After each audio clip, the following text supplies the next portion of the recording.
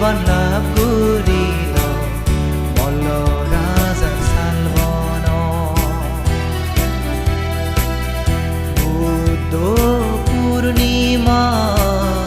বৈশাখী পূৰ্ণিমা এদিন জুলি আগে দিলেন ডাঙৰ ঘটনা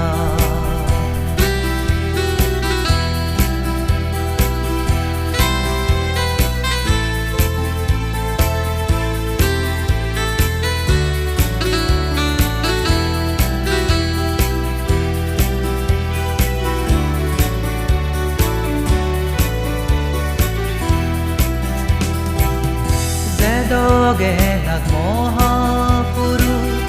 অনিত্য এই সংসাৰত নিজে নিনে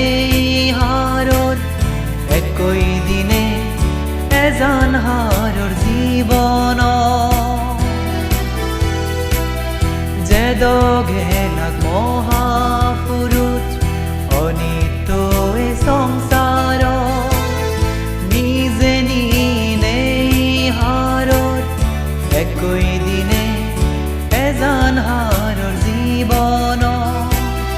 বুদ্ধ যাদৰ নবজ এই বুদ্ধ পূৰ্ণিমা ইচ্ছে দিনত ভগদাঙয়ে বুদ্ধ বজৰ গুণনা বুদ্ধ পূৰ্ণিমা